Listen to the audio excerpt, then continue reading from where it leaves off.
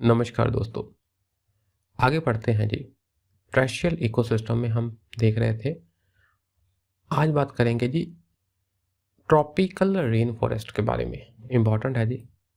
Tropical area कौन सा हुआ जी? ट्रॉपिक के पास, ट्रॉपिक भूमध्य रेखा के आसपास वाला एरिया। ये आपकी पूरी धरती होगी, जो सेंटर वाला है उसके आसपास वाला एरिया जनरली जहाँ पाए जाते हैं जी।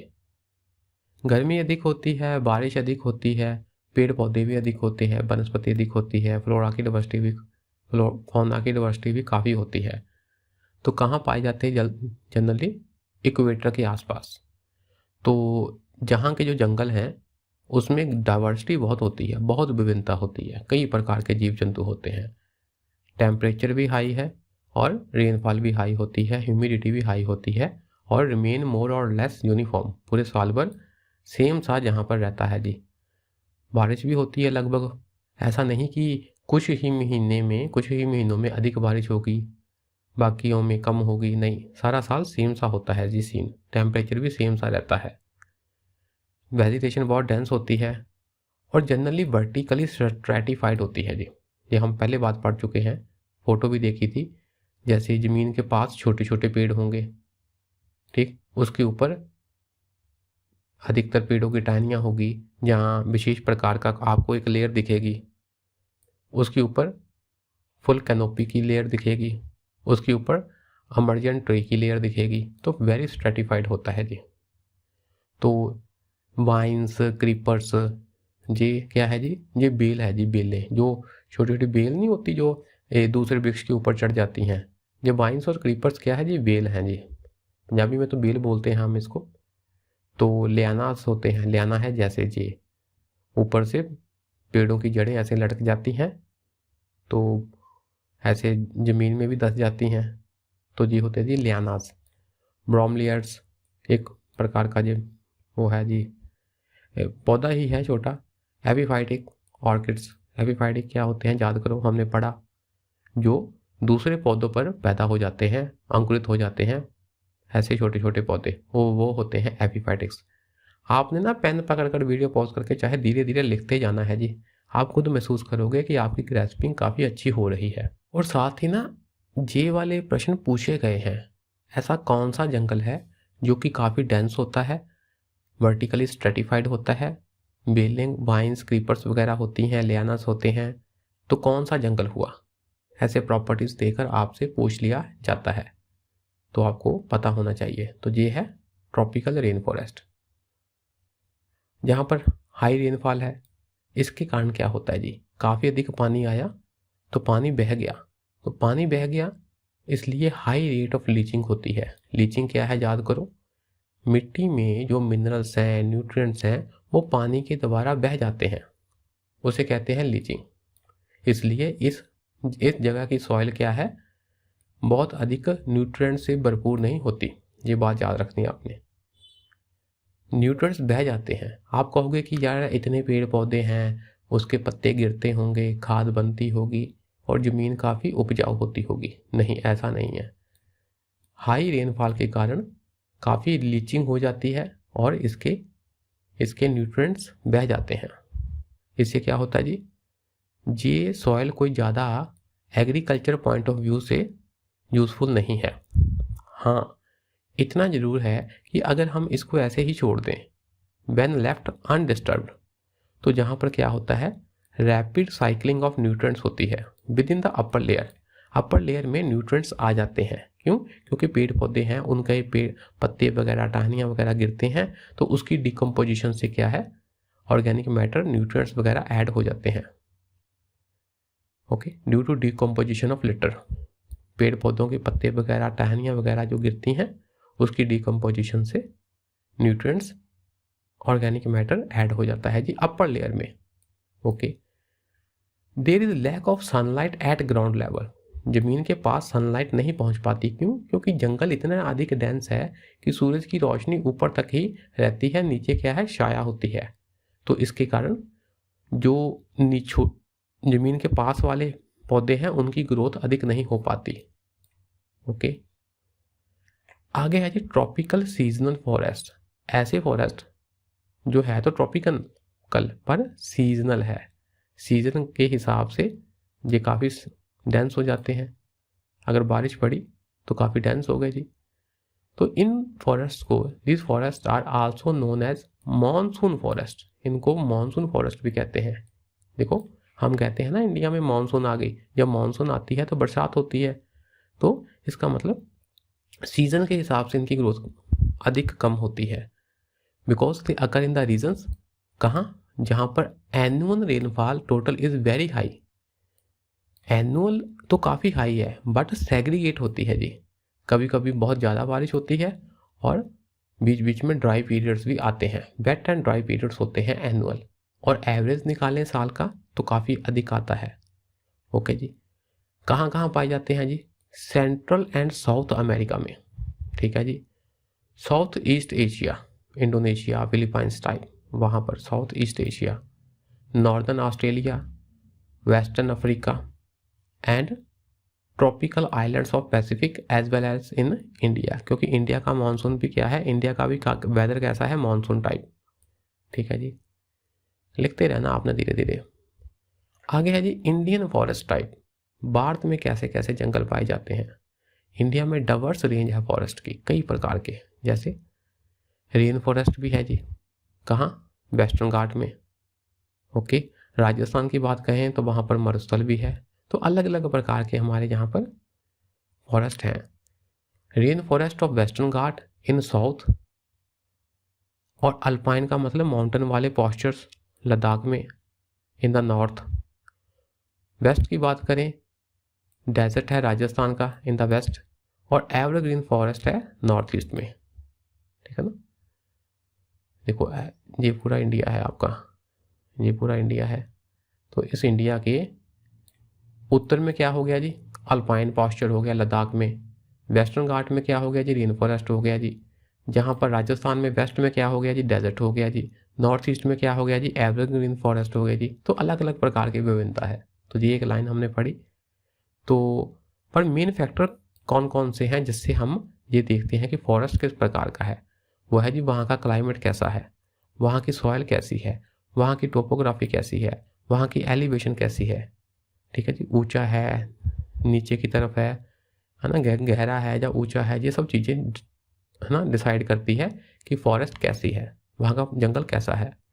टोपोग्राफी क्या होता है जी, भी किसी एरिया में ऐसे पहाड़ हैं जहाँ ऐसे नीचे की तरफ कोई गड्ढा है या पठार है, कैसा है जी वहाँ की topography. Mean natural and artificial physical features, भौतिक फीचर्स कैसी है वहाँ की, उसे कहते हैं वहाँ की टोपोग्राफी। ठीक, ये थोड़ा मैप आपने ध्यान से देखना है जी, सारा नहीं याद करना पर फिर भी मोटा मोटा देख लेना है। ये देखो लेह लद्दाख साइड क्या है, कोल्ड डेजर्ट, ठंड बहुत पड़ती है जहाँ पर है डेजर्ट, क्योंकि वनस्पति वगैरह नहीं होती। ओके जी। स्काई ब्लू देख लो जी, ये वाला क्या है, अल्पाइन, सब अल्पाइन, पहाड़ी वाला एरिया। हिमालयन ड्राई टेम्परेट, ठीक है जी। ये नीले वाला क्या है जी, हिमालयन मॉइस्ट टेम्परेट, ठीक है जी। तो ये ग्रीन वाला कौन सा है जी, ट्रॉपिकल मॉइस्ट डेसिडुअस, ठीक है जी। है ट्रॉपिकल, नमी भी है, डेसिडुअस है जी। और ट्रॉपिकल वेट एवरग्रीन, ये थोड़ा सा आपने मैप देख लेना। ये देखो हॉट डेजर्ट इधर है जी, समझ लेना इसको। देखो जी ये संतरी कौन सा है, ट्रॉपिकल ड्राई डेसिडुअस, ट्रॉपिकल है, शुष्क भी है और पत्ते गिरा देने वाला है जी। यानी हम इसको ना थोड़ा थोड़ा पढ़ते हैं एक एक फॉरेस्ट को, तो जाकर ज़्यादा समय लगेगी। देखते हैं जी। देखो पहले बात आती है tropical wet evergreen forest. Tropical है, नमी भी है अच्छी खासी, एवरग्रीन सदाबहार जंगल। तो ये कहाँ कहाँ पाए जाते हैं जी, देखो जहाँ पर बारिश अधिक होती होगी, एवरग्रीन, वेट एवरग्रीन, नमी भी अच्छी है और एवरग्रीन है जी। तो ये पाए जाते हैं जी वेस्टर्न घाट में, अंडमान एंड निकोबार आइलैंड में, and in the north eastern region, north east, ठीक है जी। ये लाइन बहुत इंपॉर्टेंट है।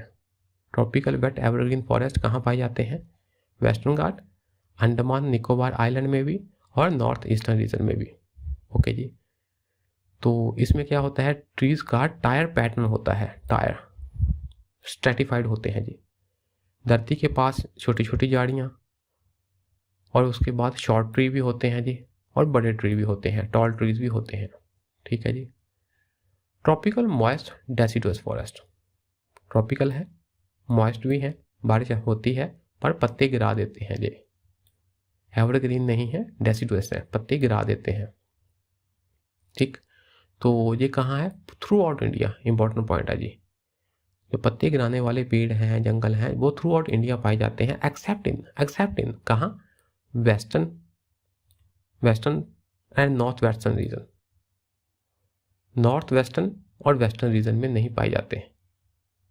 वेस्टर्न रीजन में क्या है आपके ये मरुस्थल वगैरह जहाँ पर, और नॉर्थ वेस्टर्न जहाँ पर क्या है ये बहुत ठंडा एरिया है, जहाँ नहीं पाए जाते।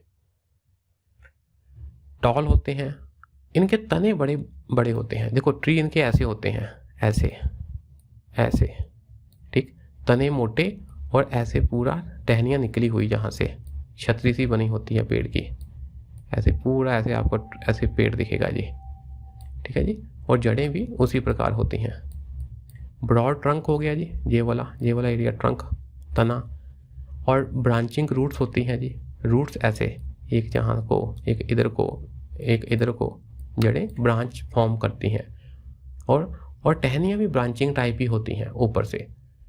Trunks to hold them, and trunks, ये बड़ा सा तना होता है ताकि to hold them firmly to the ground, ताकि ये पेड़ पूरी ताकत से खड़ा रहे। इनमें से जो कुछ ट्री हैं वो अपने पत्ते गिरा देते हैं, कब? ड्राई सीजन में। और कैसे कैसे पेड़ हैं जी? साल हो गया, टीक हो गया, मैंगो, आम, बैम्बू, रोजवुड वगैरह। ठीक है जी। आपने ना साल क्या है, टीक क्या है, रोजवुड क्या है, इनकी फोटो देख लेनी है वीडियो पॉज करके। ओके जी। आगे है जी लिटरल एंड स्वैम्प, दलदली एरिया में पाए जाने वाले जंगल। ये कहाँ कहाँ पाए जाते हैं जी? डेल्टा एरिया में। किसके डेल्टा में? Delta area of Ganga and Brahmaputra reverse, इनके डेल्टा में। डेल्टा कहाँ क्या होता है याद करो? जहाँ पर रिवर मीट करती है समुद्र को, तो वहाँ पर रिवर काफ़ी ब्रांचेस में टूट जाती हैं, तो पानी भी होता है, मिट्टी भी होती है, तो दलदली एरिया सा बन जाता है, उसे कहते हैं डेल्टा। ठीक। और अंडमान एंड निकोबार आइलैंड में भी ये पाए जाते हैं। इनकी जो रूट्स होती है उसके टिश्यू काफ़ी सॉफ्ट होते हैं, so that the plant can breathe in the water. ठीक है ना, टिश्यू काफ़ी सॉफ्ट होते हैं इनकी जड़ों के, यहाँ के वृक्षों की जड़ों के ये टिश्यू सॉफ्ट होते हैं। क्यों?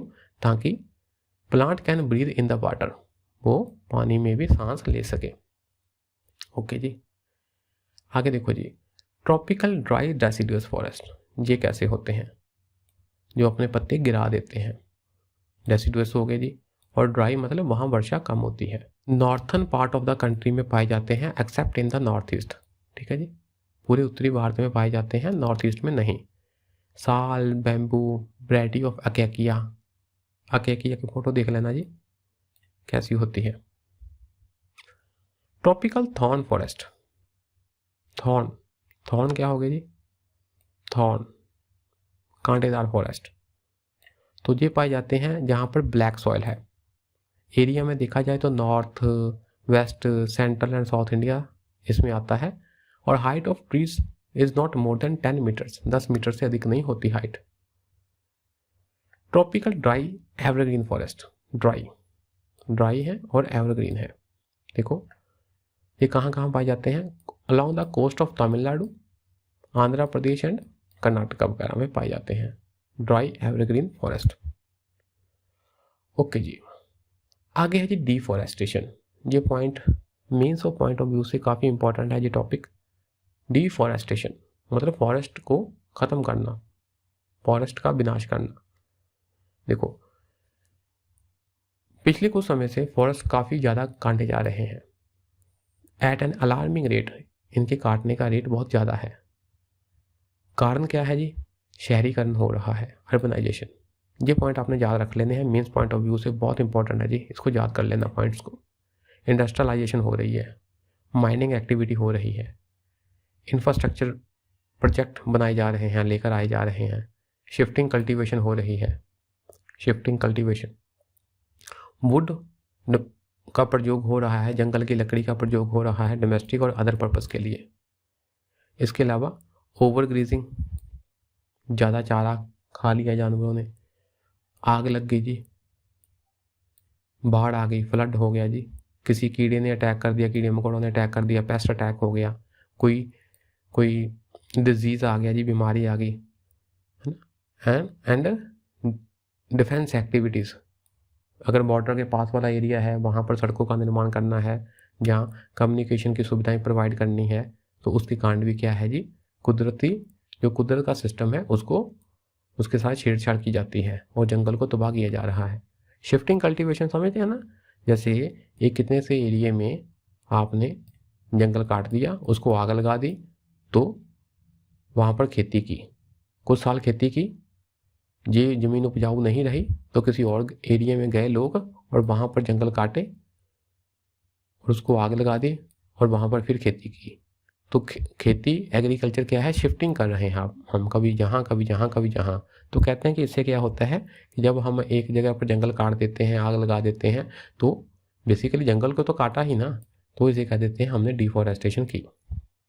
ओके जी, तो डेजर्ट इकोसिस्टम हम नेक्स्ट क्लास में पढ़ते हैं जी। आज के लिए इतना ही रहने देते हैं। शुक्रिया, नमस्कार।